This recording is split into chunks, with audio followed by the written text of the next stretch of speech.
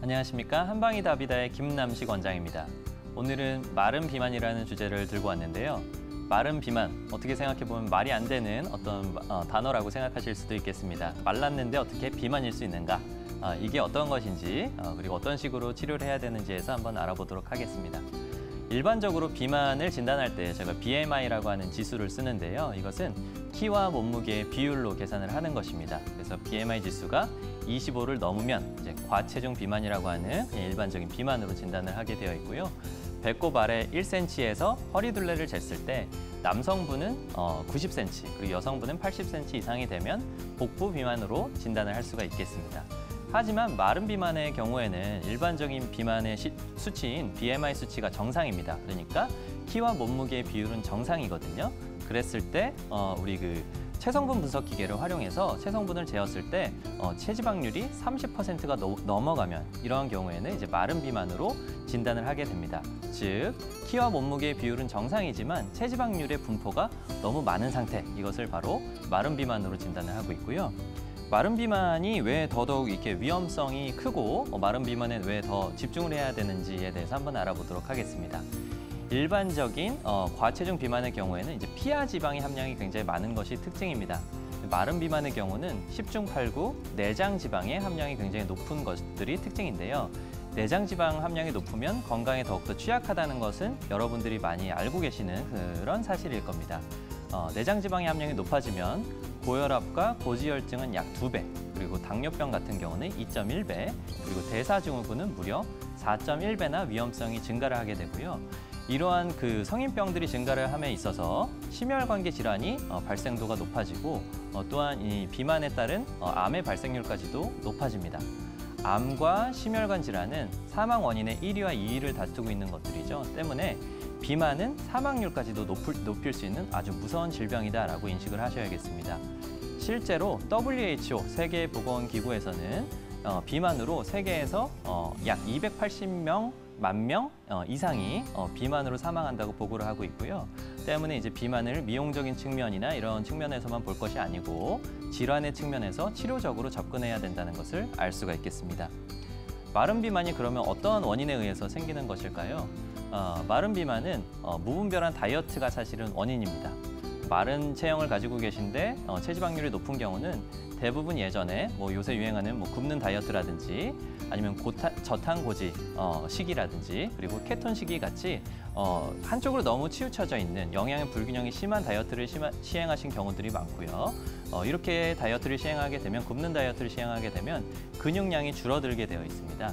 근육량이 줄게 되면 기초대사량도 비례해서 같이 저하가 되게 되어 있거든요. 기초대사량이 저하되면 나중에 먹는 시기에서 잉여 에너지가 남기 때문에 그것들은 다 지방으로 축적이 됩니다. 그러니까 굶을 때는 근육량이 저하되고 먹을 때는 지방이 축적됨으로써 만들어지는 것이 바로 마른 비만이라고 할 수가 있겠습니다. 마른 비만을 극복하는 방법은 사실 첫 번째는 운동입니다. 너무 당연한 소리이기는 한데 특히나 근력 운동에 대한 중요성을 좀 강조해드리고 싶은데요. 원래 지방을 태우는 운동은 유산소 운동이라고 이제 흔히 알고 계실 것입니다. 그래서 유산소 운동을 한 45분 이상 꾸준하게 시행을 하게 되면 지방을 연소시키는 구간이 나타나기 때문에 지방 감량에 더욱더 효과적일 수는 있는데요. 마른 비만이신 분들의 특징은 근육량이 극도로 적다는 것이 특징입니다. 때문에 근력 운동을 통해서 근육을 키워놔야 기초대사량이 상승할 수 있고 기초대사량이 올라가야 똑같은 음식을 먹더라도 살이 안 찔 수가 있습니다. 따라서 마른 비만이신 분들은 주 3회 그리고 20분 이상의 근력 운동을 시행하시는 것이 좋고요. 그림에서 보시다시피 하체 근력 운동을 시행해 주시는 게 좋은데 스쿼트나 런지 아니면 어려우신 분들은 계단 올라가기나 자전거 타기 같은 것들을 시행하시면 근육의 70% 정도가 하체에 분포하고 있기 때문에 근력을 상승시키는데 기초대사량을 상승시키는데 더욱더 도움을 줄 수 있습니다. 식습관에 있어서 한 가지를 좀 강조드리고 싶은 말씀이 있습니다. 이제 밀가루를 끊어라라고 하는 것인데요. 밀가루로 된 음식들이 너무 맛있죠. 그리고 끊게 되면 먹을 음식이 많이 없어지긴 하는데 많이 줄여주시는 것이 좋습니다. 다이어트에 있어서는 탄수화물에 대한 개념이 굉장히 중요한데요. 탄수화물을 완전히 중단하시면 생명 활동이 위태롭고 그리고 세포의 노화가 쉽게 일어날 수 있기 때문에 탄수화물 완전히 중단하시면 안 되고 단맛이 강한 단당류나 아니면 정제된 탄수화물 줄이는 것이 중요합니다. 밀가루는 정제된 탄수화물로서 단당류의 함량이 90% 이상이고 섬유질의 함량은 굉장히 적다는 측면에서 지방의 합성, 그러니까 마른 비만의 발달을 돕는 데 아주 주범이라고 할 수 있고요. 특히나 단당류 중에서도 밀가루를 지적한 이유가 장누수 증후군이라는 것을 일으키기 때문에 그러합니다. 장벽은 이 점막이라는 걸로 둘러싸여 있어서 영양분은 흡수하고 불순물을 배출시키는데 점막을 통해서 복강 안으로는 전해지지 않고 대변으로 배출시킬 수 있도록 이렇게 세팅이 되어 있는데요. 밀가루를 자주 섭취하게 되면 장의 점막에 구멍이 뽕뽕뽕뽕 뚫려서 염증 물질이나 독소가 복강 안쪽으로 빠져나가게 됩니다.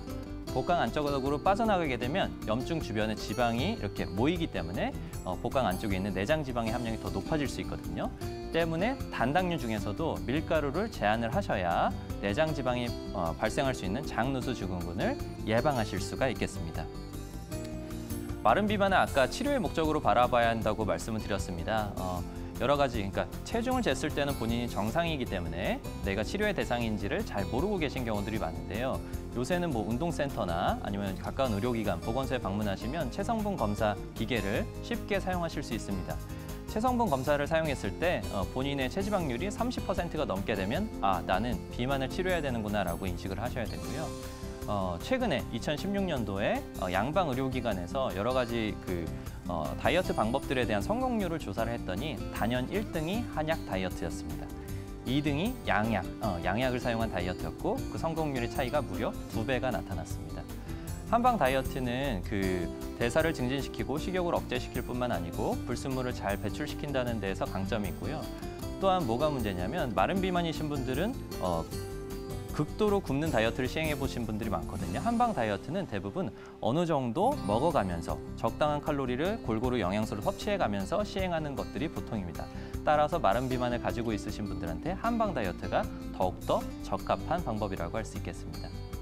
오늘은 마른 비만에 대한 내용을 한번 알아보았는데요. 집에서 키와 몸무게만 재보지 마시고 가까운 한의원에 방문하셔서 체성분 분석부터 한번 시작을 해보시기 바라겠습니다. 지금까지 한방이 답이다의 김남식 원장이었습니다.